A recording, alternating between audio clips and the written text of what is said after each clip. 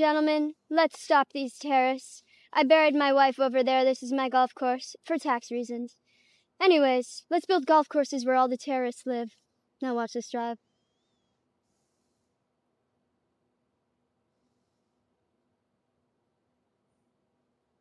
Does this woman actually have powers? If they didn't record this, I wouldn't believe it.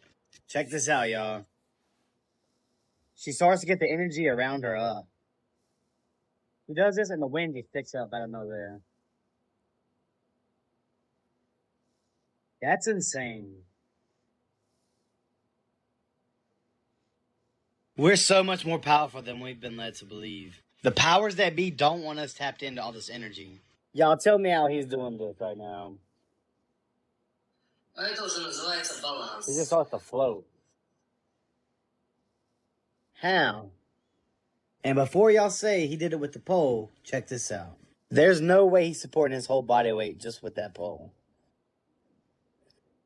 And look how quick he's moving that pole. There's no way. They don't want us knowing we can do stuff like this, y'all. The more advanced we've become, the less tapped in we are with this kind of stuff. But let me know what y'all think. Is this camera trickery, or are they really doing these things? As always, thanks for watching. Stay weird.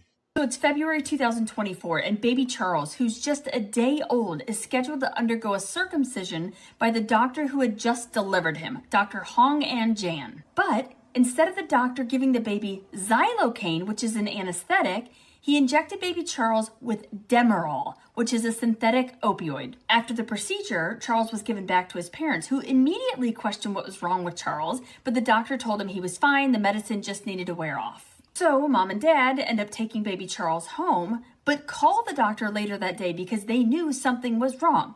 But again, Dr. Jan assures them everything is fine, medicine just needs to wear off. Eventually, mom and dad become so concerned, they say screw it and drive the baby to Dr. Jan's clinic.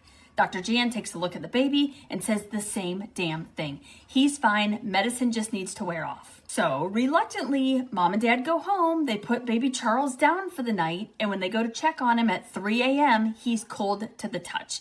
They rush him to the emergency room where he is pronounced dead an hour later. So the hospital runs toxicology, which is how they found out the baby was given this massive dose of Demerol. There was no anesthetic in his system whatsoever. Dr. Jan is being charged with involuntary manslaughter and has pleaded not guilty. His medical license has also been suspended pending the investigation. YouTube has deleted 800 anti-Israel videos, as Trump is moving forward with labeling anti-Israel speech as hate speech. Meaning if you criticize Israel, this is classified as hate speech, which is a felony. 800 videos documenting Israeli war crimes in Gaza has been wiped off of YouTube due to the Israeli government's request to crack down on anti-Semitism on the platform. Trump is now working even more behind the scenes to send Americans to prison for hate speech felonies. Trump is already deporting people for speaking out against Israel, but people that are born in America cannot be deported. So they're now going to label this as hate speech, allowing born Americans to instead be placed in a prison for a felony. This would put Americans in jail for 5 to 8 years, all because of the criticism of a foreign government. We're also working with Meta and Amazon.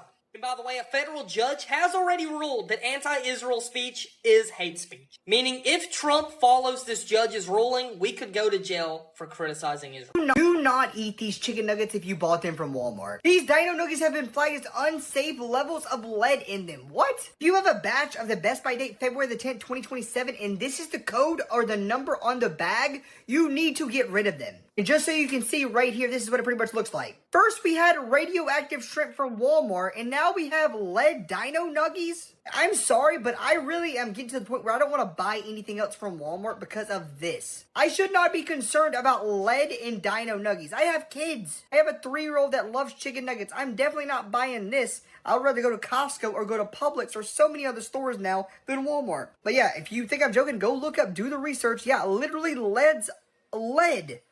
Literally unsafe levels of lead. If you have this exact code right here, like, it's ridiculous. Like, Walmart, you really need to get your act together. Because, I mean, you were like $1 billion corporation. And I don't understand how they could just let this happen. And I understand you could say, oh, it's a third. No, this is great value, the Walmart brand. Well, let me know in the comments down below, did you buy any of these nuggies in that specific time? It's been over 24 hours since a U.S. fighter jet has been shot down over Iran and the pilot presumably captured, and the United States government hasn't made any kind of statement about it. The United States and Israel has been in an illegal war with Iran for a little bit over a month now, and it's escalating. It's looking like there's going to be boots on the ground within the next couple of weeks at most. And Iran is actually giving America a run for its money by being able to fire their advanced weaponry out of the sky. Yesterday, an image of a presumed crash site in Iran was posted all over social media. You could see the ejector seat of the flight that was supposedly shot down. Also, a pilot was rescued by the United States, but one of them is still there, right? Again, presumably a POW. Now, we don't know why they haven't commented on it yet, but it's probably one of two reasons. Number one is today there are speculations that Donald Trump might not be feeling well physically and that he might be in some kind of medical facility, right? Again, as of right now, those are just rumors. But it also could be the fact that the United States government's just really embarrassed, right? Like they just don't want to issue a statement because it's going to make it obvious that the war isn't going the way that they want it to. Either way, it's really disrespectful to the guy's family to not acknowledge that he's missing. You know, maybe the family knows about it, right? But the American people need to know about it too. After all, we're the ones that are fighting in this war. But yeah, it's a little risky to criticize a war on this platform. It's owned by Trump. This is now the backbone of the American economy, and this is the guy who runs it, and it's not good. OnlyFans is by far the most profitable company in America. The company generates $156 million per employee. Compare that with all these other companies that we think of as powerhouses like NVIDIA, the chip maker, or Alphabet, Google, Walt Disney, Walmart. It's not even close. And so just think about the implications. What happens to society when we have an economy built off of getting normal people to do and consume adult content? Well, first we get mass loneliness, where men are dropping thousands of dollars on OnlyFans to just feel some kind of human connection with women. And on the other side, the girls are getting their soul sucked out of them. This particular creator says that she feels dead inside, doesn't feel any attraction to men anymore. Yeah, men and women don't want to have actual intimacy anymore. Look at the numbers. Only 37% of adults are having sex weekly or more, compared to 55% in 1990. In fact, the lack of social connection is more deadly than smoking 15 cigarettes a day, or drinking, or not working out, being obese, and much, much worse than air pollution. And just to top it all off, the number one donor of AIPAC is the CEO of OnlyFans. Okay, Leonid Radvinsky, the billionaire owner of OnlyFans, according to internal documents, he and his wife pledged $11 million to AIPAC, the most of anyone listed. I mean, is Iran a bigger threat or is OnlyFans? That is a great question, Tucker. You guys let me know what you think. Y'all, there's been a huge update in this case. So this is 12-year-old Eve Rogers from Enfield, Connecticut. And on Wednesday, March 18th, her mother found her deceased in her bedroom. The Enfield Police Department responded to the 911 call at 10:25 in the morning. Her mom, Melanie, told them that she had gone into her room to wake her up and quickly noticed that something was very, very wrong. So that same day, the Enfield Police, along with the Connecticut State Police Major Crimes Unit, spent over 12 hours processing the scene and collecting things that they thought might be relevant to the case. It hasn't been determined if she died as a result of a crime because the autopsy is still pending, so the medical examiner doesn't have a cause for her death yet, but the police department announced today, April 3rd, that her stepfather was arrested. This is him. His name's Anthony Federline. He's 39 years old, and the press release says that he's being charged with SE actual assault and risk of injury to a child, and he's being held on a $1 million bond. Now, unfortunately, the police haven't released any other information, like if it was on Eve or a different child. People in the community are saying that he's apparently a bus driver for the school district, so it could have possibly involved one of the children he drives.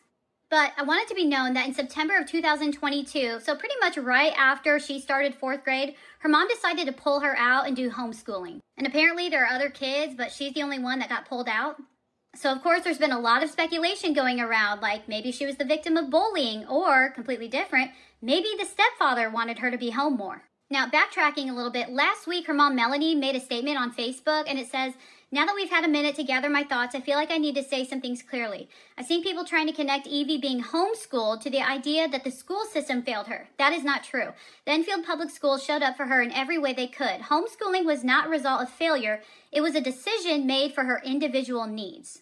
The Enfield Public Schools have been nothing short of incredible. They showed up for her when she was there, and they continue to show up for our other children in ways that truly matter. And homeschooling did not fail her either. What happened has nothing to do with that. If anything, the only place there may have been a gap is within the medical system. She had appointments scheduled with specialists that were still months away. Maybe something would have been caught, maybe it wouldn't have. The truth is, we still don't know exactly what happened. We are still waiting for answers. But what we do know is that whatever happened was something within her, and that is the only truth we have right now. And I don't want her story to be turned into something it wasn't. Now, personally, I don't really know what to make of that, but as you can see, the mom's implying that there was some sort of medical issue.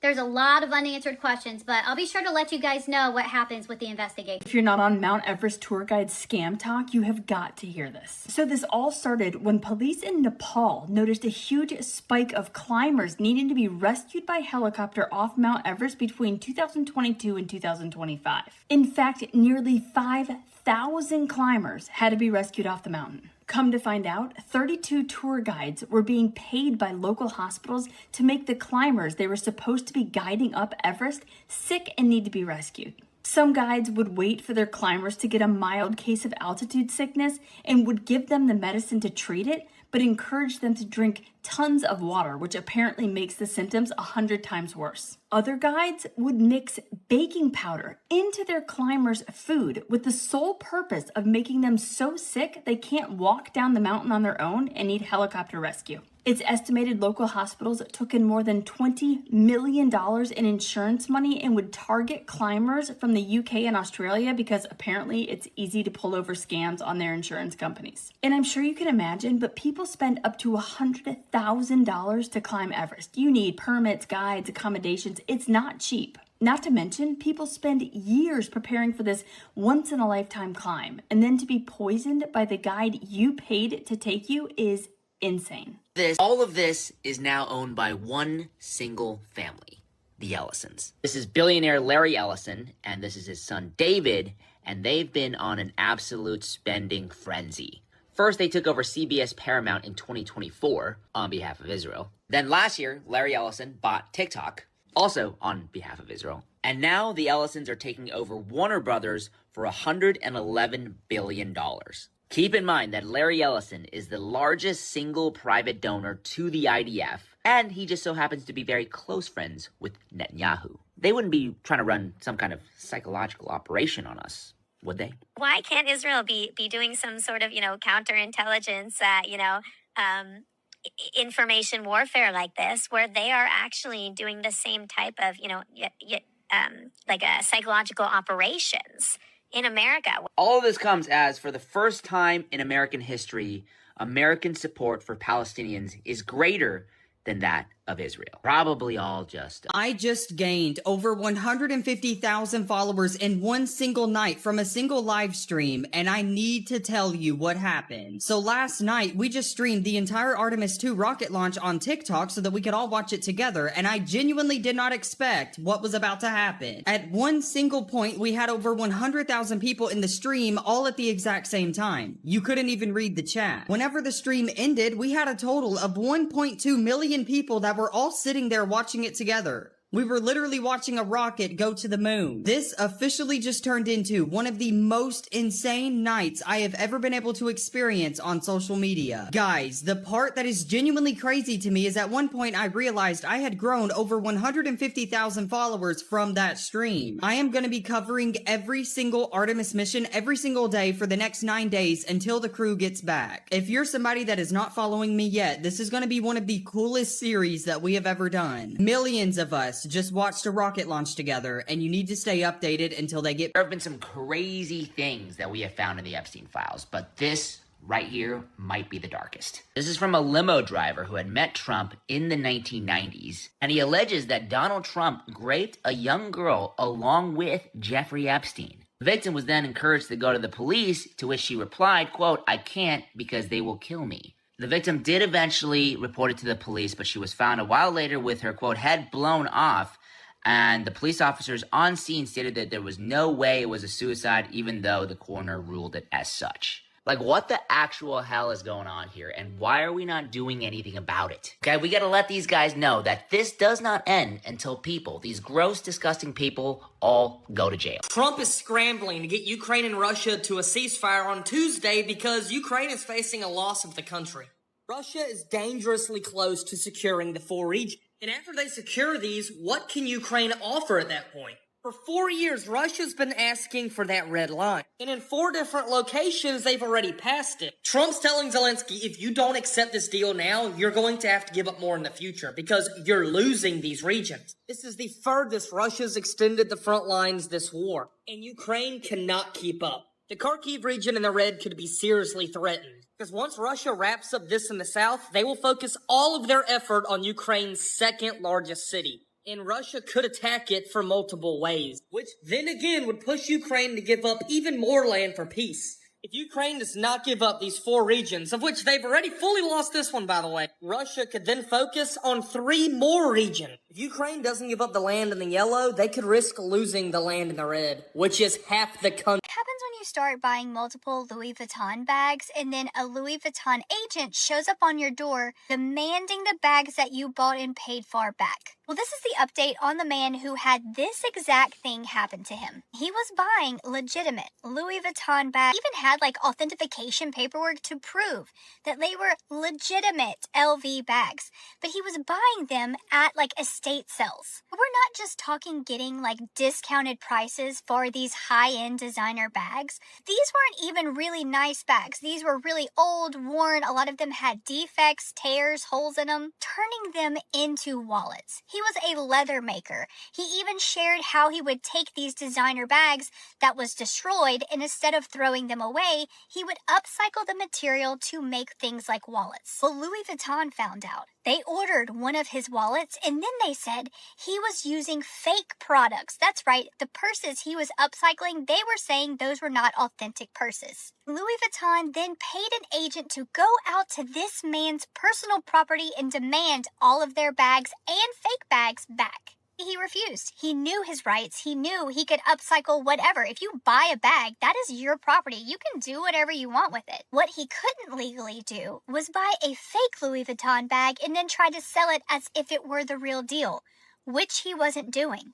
Even though he proved that they were real Louis Vuitton bags, told them that he had every right and knew that he had every right to do whatever he wanted with them once they were his, they still threatened him with legal action and demanded all of these bags and their leather back. And what happened next is probably the most satisfying thing. Louis Vuitton had even hired the head of like their fraud and like knockoff department as an CIA, FBI agent to intimidate people like this leather maker into not doing what he legally can do and has every right to do, which is upcycling, recycling, repurposing, whatever you name it, to items he legally owned. To this day, he is still making the upcycled Louis Vuitton wallets. He is still a leather maker. He still offers these wallets. Thanks to all this, he's now added a piece of wall art from Louis Vuitton themselves. That's right, the paper they sent to bully, threaten, and take the products he rightfully owns from him, he now has framed hanging up on his shop wall. You want to check him out. Breaking news, we have the remains of what appears to be a Chinook helicopter that was hit at the airbase in Kuwait. Obviously, this is a United States military helicopter. This is an Army helicopter specifically. I believe it's the CH-47. And clearly it is probably going to be unable to fly ever again, unfortunately, due to this war. It does appear to have an oil leak. So, I mean, I guess if they fix that oil leak, it still won't be able to fly. Poor helicopter. But as you can see, it does say United States Army on the side of it. And it is one of the helicopters that typically spins 2 rotor blades. I mean, it has to spin both of them, I think, or it'll crash. And at least the front one looks like it's probably not going to be able to spin right. You can tell because if you look closely, this blade right here is bent. The U.S. Army CH-47 Chinook was badly damaged essentially destroyed after an Iranian drone strike at Camp Beering in Kuwait. The pictures we have of this helicopter show essentially the entire cockpit section missing. It was moved into this hangar at some point, but initially it was out in the open when it was hit. I don't think this is being repaired anytime soon. Everest climbers are being given baking soda to make them sick. On purpose, because when you look ill on Everest, you need a helicopter rescue. So guides have been putting baking soda into people's food and drinks, way too much of it. That makes people get tummy issues, and it makes it look a bit like altitude sickness. A helicopter rescue costs thousands, and it gets billed straight to the person's travel insurance. They then get sent to a hospital. The hospital gets a payout from the travel insurance. The guides, the helicopter people, are all taking a cut. This has been known since 2018, but nothing's been done about it until January of this year, 2026. It's been reported by the Kathmandu Post. It was reported back in 2018. No one did anything. And we're talking over $20 million worth of insurance claims here. And hundreds of fake rescues. Absolutely fucking insane, but that's Everest for you, isn't it? The FBI is now suing Americans for making jokes about Kash Patel's girlfriend being a Mossad agent.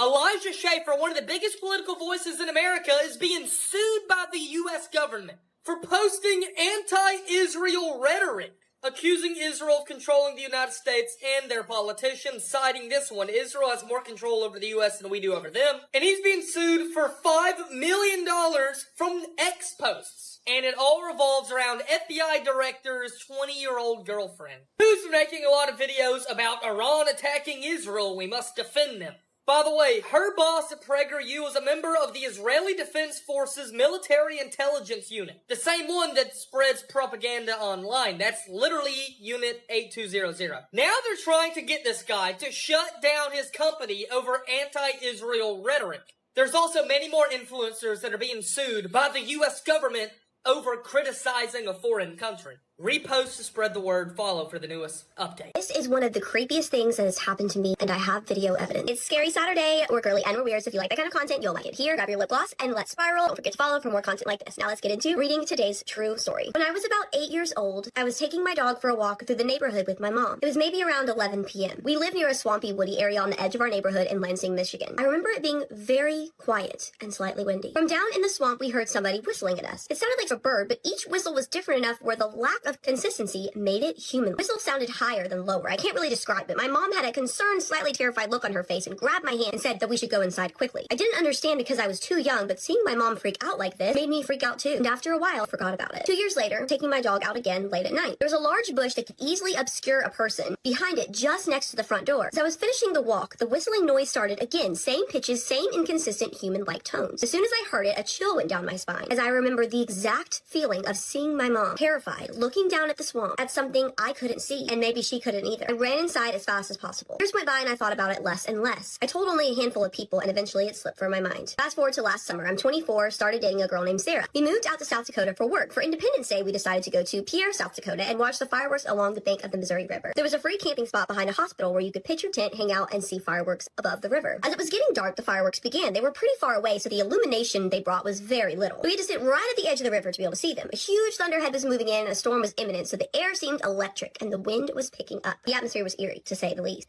Suddenly, we heard the sound of a paddle methodically dipping into the water. We saw a figure steering a canoe a long way off the shore. Sarah decided to go get some more beers from the car, leaving me alone to stare at this mystery person. And then, of course, they whistled at me. My entire body was frozen and covered in goosebumps. It was the exact same whistler from my childhood, more than a decade earlier. I looked at the figure, but it was much too dark to discern who it could be. They were wearing a hat, and when they were perpendicular to the shore from me, they stopped paddling, turned the canoe to face directly at me, and whistled right at me. I was so frightened that I stood up and shouted at them, "Who are you?" I didn't say anything, just whistled a couple more times, turned the canoe 180 degrees, and paddled out of sight. I'm a videographer, so I already had my camera by my side and I was taking video of the fireworks. As the canoe was almost out of sight, I grabbed my camera and got a shot of them whistling as they went away. When Sarah came back from getting beer, she was very confused as to why I was so freaked out. When I explained, she was freaked out a little bit too. I was convinced that we would both be murdered that night. How did this whistling person follow me? After 14 years, all the way up to South Dakota. Was it a coincidence? Why was it the same whistling noise? Who was that person and where did they go? So many questions still unanswered. To this day, I'm more afraid of being outside in the dark, where I might hear that whistling again. Now here is the video that he recorded.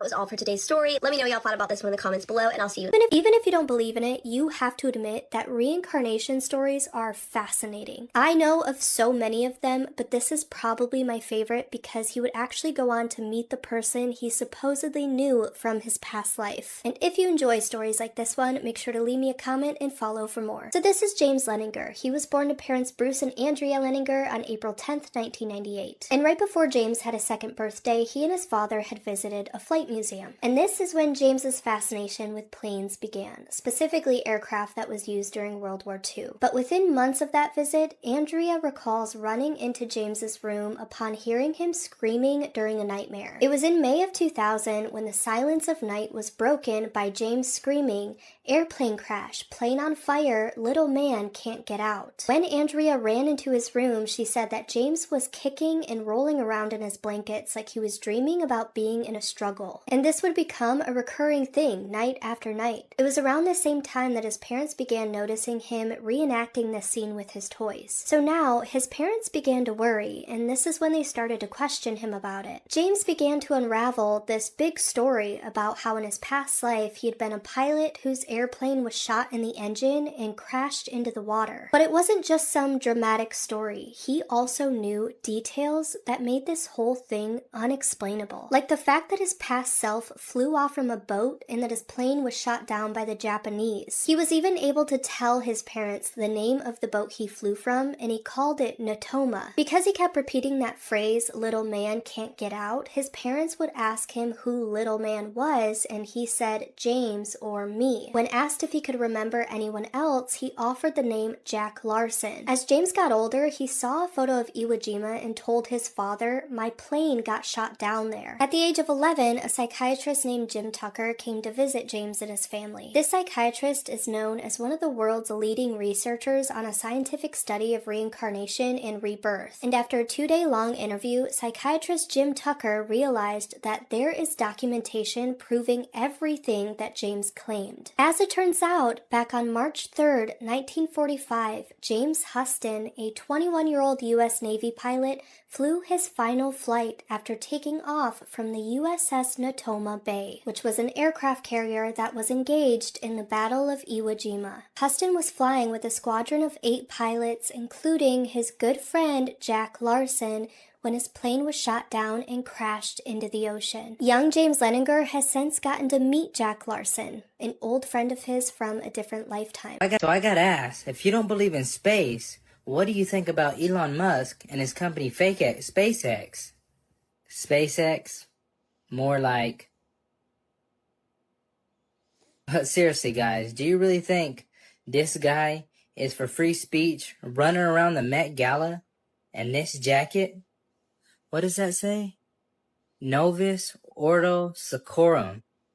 And where have we seen that? And what does that mean? New World Order or New World Age? But if you think that was just a coincidence, I got way more stuff to show you that, well, this guy is not the most honest guy. Like, does anyone else remember that time we caught a rat running around on the outside of his rocket? That's going to continue to burn until 8 minutes and 44 seconds into flight. So a little over 2 minutes from now, we'll hear the call out Seco. It'll then be a little... Did you guys catch it? Here, watch it again, but slowed down and zoomed in.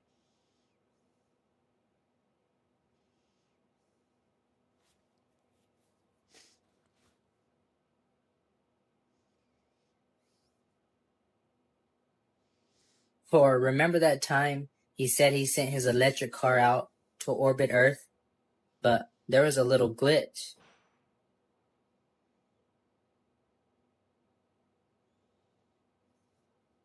You can tell it's real because it looks so fake. You remember those words, Elon?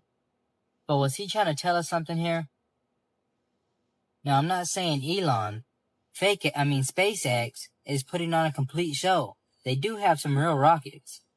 And of course, all this was for entertainment purposes only. This is strictly my opinion. But y'all let me know what y'all think about this in the comments. Don't forget to like, follow me, and share this. And like always, God bless. An Air Canada flight was intercepted by U.S. and Canadian fighters after a passenger was found to be flying with stolen air miles. This one's pretty interesting. On March 18th, Air Canada Flight 833 was flying from Brussels to Montreal in a 777. Everything seemed to be going as normal, but when the aircraft entered North American airspace, it was intercepted by NORAD fighters. This response was triggered after authorities discovered a passenger was traveling under a false or conflicting identity linked to stolen Air Canada points. The issue was flagged when the real account holder attempted to board a separate flight while the plane was already airborne. And because an unidentified passenger on an international flight is treated as a potential security threat, NORAD escorted the aircraft for the remainder of the flight. The 777 subsequently landed safely in Montreal, where police detained and questioned the suspect. Not a fitness or coaching video, but NASA launched Artemis 2 a few days ago to go on a mission to the moon, or to orbit the moon, and I just wanted to talk about it because I love space. First off, they have taken some of the most breathtaking pictures of the Earth I have ever seen. Like, these are ridiculous. Everything that has ever happened in human history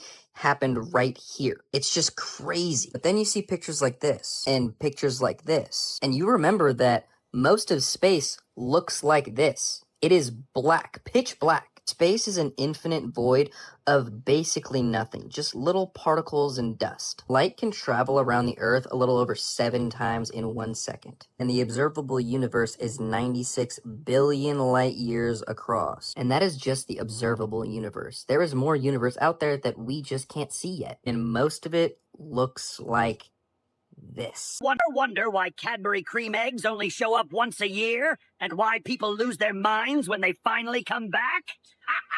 One tiny egg packs around 26 grams of sugar. That's like dumping 6 teaspoons straight into your mouth. You don't care though, right?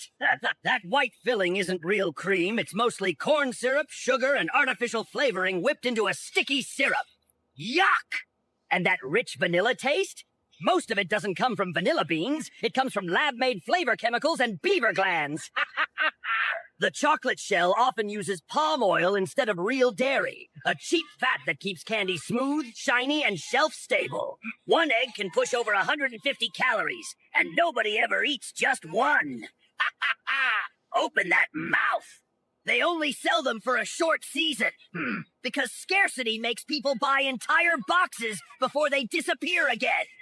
So the real question isn't what's inside the egg, it's why your brain keeps craving another one. Sometimes people think if they hear someone knocking on their car window at night, it's just someone asking for help. That's the mistake. If you're sitting in your car late at night, parking lot, street, anywhere, and someone suddenly knocks on your window, do not roll it down. Do not unlock the car. Keep your hands where they are and look straight ahead. Because people who need help don't start with the window. First, watch the knock. If the knock is slow, controlled, not frantic, not desperate, do not turn your head fully towards them. Most people look right at the person. That's how they let them know they have their attention. Second, listen to what they say. If they actually open the window but don't explain why, just, hey, open this, or I need you to unlock this. Do not respond. People who ignored this said the same thing later. The voice didn't change. No panic, no urgency, just waiting. Third, stay still. Do not start your car immediately. Do not make sudden movements. If the knocking suddenly stops, but you still feel like they're standing right there, do not look. Because when someone walks away, you hear it. You see it. But if the knocking stops and there's no footsteps, then they didn't leave. And here's where it gets worse. If someone hits your window suddenly, hard, right where your face was a second ago, because you moved suddenly, do not freeze. Drive. Immediately. Because whatever is outside your car isn't trying to talk to you.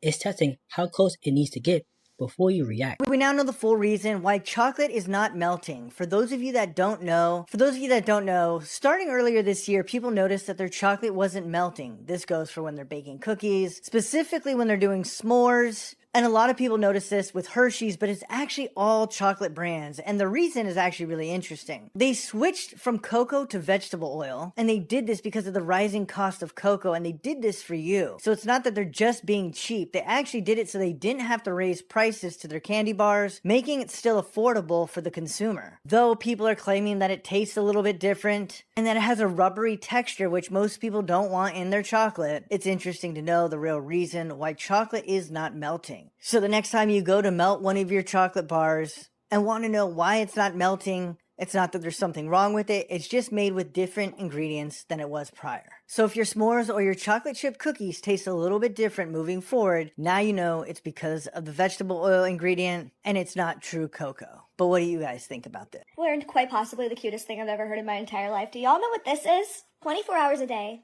for 7 days, specifically white-spotted male pufferfish will create these geometric circles in the sand to attract a mate. They're so meticulous about these. Like, if a little piece of debris flies into their creation, he'll just fix what the debris messed up and then he'll clean it. Come on. They decorate it with shells. They're just little guys. There's another species of pufferfish called spy puffers that help the white-spotted puffers find shells to decorate their circles with. The top tier of wingmen. Look at him! He's just so thrilled to be making a pretty little nest for a pretty little lady. I love them! And let me tell you, the females are choosy, which I am in full support of. Like, if these males are going to spend their entire lives making these art pieces for your attention, you can afford to be a little choosy. You are the prize queen. The amount of dudes' apartments that I've been in that have very clearly never been cleaned, meanwhile, the male-spotted white pufferfish is... Guys, you need to make sure that you do not miss this because in 48 hours, the Artemis crew is going to lose all contact with Earth. And what is about to happen during that blackout has never happened before ever in history. So happening on Monday, the Artemis crew is going to go completely behind the moon, the side that we never get to see. And whenever they do, they are going to lose all contact with Earth. They've been setting up camera lenses inside of the Orion spacecraft so that they're ready whenever the time comes. Guys, the footage, the photos, and the streams from this day are going to be absolutely insane. This is by far probably the most insane thing that they're gonna do. Make sure that if you're watching this video, you go ahead and add me right now because I'm gonna keep you updated and post absolutely everything that they get, that way you can see it. And by the way, whenever they're on the far side of the moon with zero contact, Earth is actually gonna cross in front of the sun from their view. This will officially be a solar eclipse that nobody ever in history has ever been able to witness from that angle. Ever. Whenever those photos and the footage comes back, I'm gonna drop every single one of